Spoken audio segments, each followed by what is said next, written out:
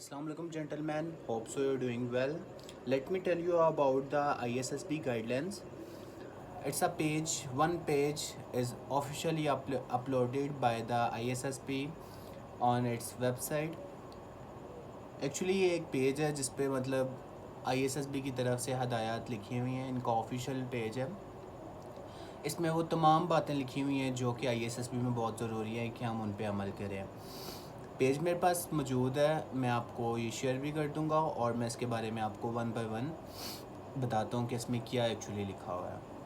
Firstly I read it and then I tell you about the what they ask. Okay, at ISSB we looking for a alert motivated candidate who have the potential to complete long ODS and extensive training which faces all the newly commissioned officer in the service। means उनको एक ऐसा बंदा चाहिए जो क्या कहते हैं alert हो, मोटिवेटेड हो और उसमें पोटेंशियल हो कि वो एक तवील थका देने वाला एक जो ट्रेनिंग होती है उसमें वो अपनी हिम्मत ना हारे और हौसले से काम रखे, हर चीज़ को क्या नाम है एक मोटिवेटेड पर्सन हो के पूरा करे। ठीक है, तो फर्स्ट लाइन का मीन्स ये था। सेकंड लाइन हम आते हैं कि the selection board is looking for many things such as clear thinking. ये पठानों में होती है। क्लियर थिंकिंग मीन्स के सीधी बात करते हैं, बात को गोलमोल नहीं करते। The ability to remain calm under stress and strain.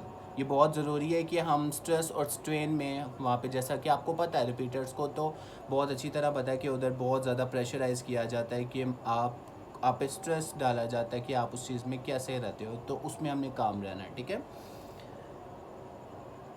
Team skill and willingness to participate. Team skill वहाँ पे चेक की जाती है आपके ग्रुप्स में कि आप ग्रुप्स में किस तरह क्या कहते हैं आप पार्टिसिपेट करते हो, और willingness to participate. Okay, team skill check की जाती है और willingness to participate. We do not want you to display rashness और aggression. That is very important line कि he nots want to you display the rashness और the aggression. आपने गुस्सा वगैरह वहाँ पे नहीं दिखाना, आपने काम एंड मोटिवेटेड पर्सन हो के वहाँ पे आपने पार्टिसिपेट करना है। Okay, neither do we want you to be dull और स्पिरिटलेस। और हम ये भी नहीं चाहते कि आप वहाँ पे डल और एक स्पिरिटलेस पर्सन बन के रहें। ठीक है, be honest straight forward and Frank. Means कि आपने ईमानदार, हॉनेस्ट, स्ट्रेट फॉरवर्ड सीधी बात करने वाला, और फ्रैंक आपने क्या कहना है। अच्छा, फ्रैंक आपने लेट कि आपने डिप्टी के साथ इतना फ्रैंक नहीं होना, हर चीज़ डिप्टी लेट करना है कि आपके फादर के मतलब एज तो उनकी सेम है ना, तो मीन्स कि आपने उनके साथ उसी तरह फ्रैंक होना है जितना मतलब होना बनता है। आपने दोस्तों के साथ हो सकते हैं लेकिन उनके साथ आपने एक हद तक रहना है। ठीक है, स्ट्रेट फॉरवर्ड भी और होनेस्ट भी, ईमानदार भी एक हद तक। ठीक है, मीन्स कि आपने सीधी बात करनी है और ईमानदार और फ्रैंक अपने जिन लोगों से मतलब आपके दोस्त हैं उनके साथ हो सकते हैं लेकिन डिप्टी वगैरह के साथ इतना ज़्यादा नहीं होना।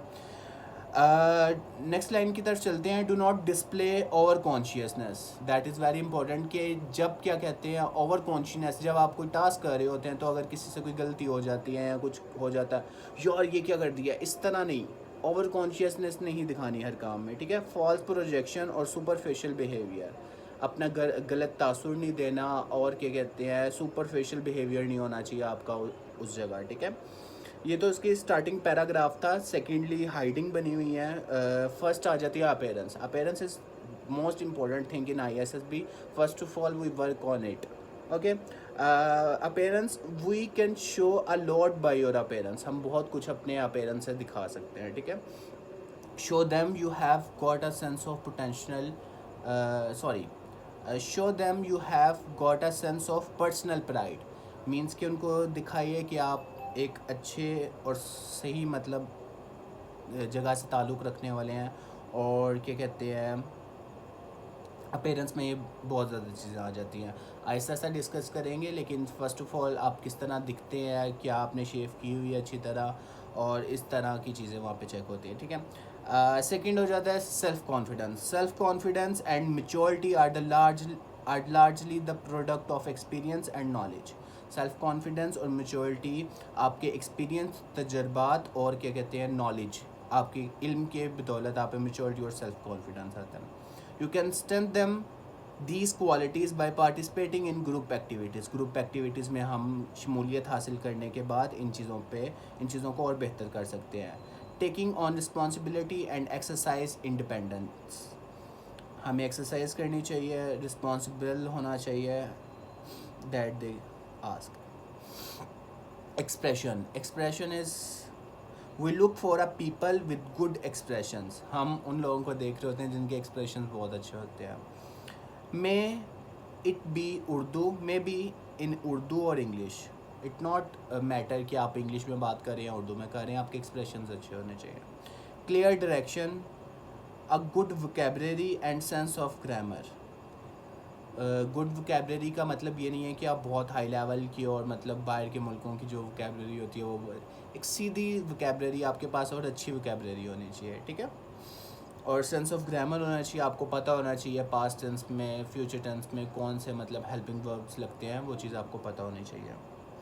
Try to develop this by joining in debates and group discussions. You must be participating in group discussions and debates. These qualities is strengthen them. Okay, next point है academic ability.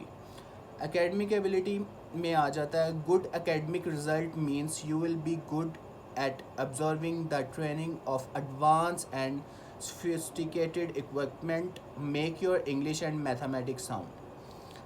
जिस बंदे ने मैट्रिक और FSc में अच्छे marks लिए हैं तो उसका मतलब यह है कि वो उस ट्रेनिंग को ज़्यादा अच्छे तरीके से ऑब्ज़र्व कर सकता है और ज़्यादा अच्छे तरीके से सीख सकता है.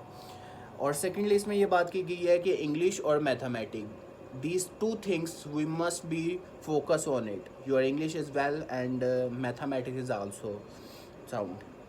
Okay, next point है leadership.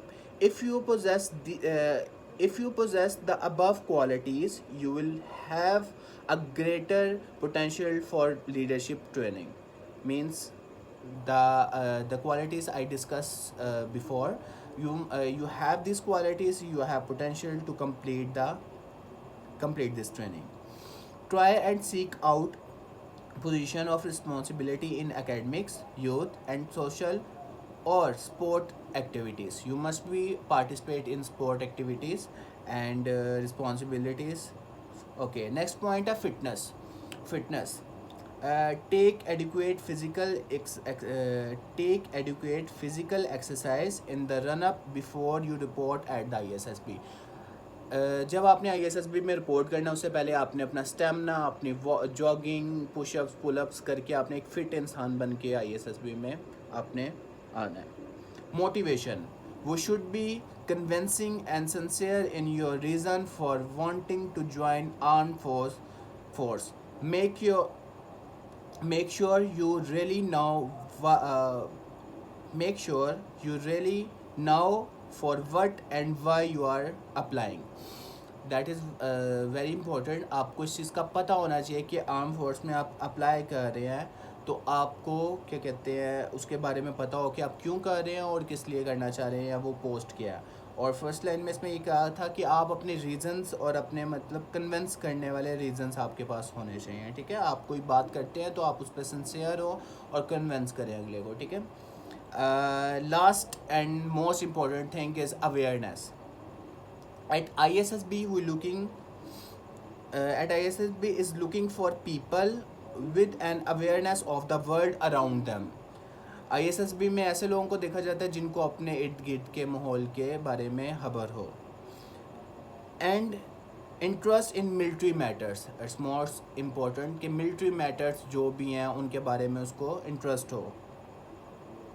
Discuss current affair and defence issue with your parents.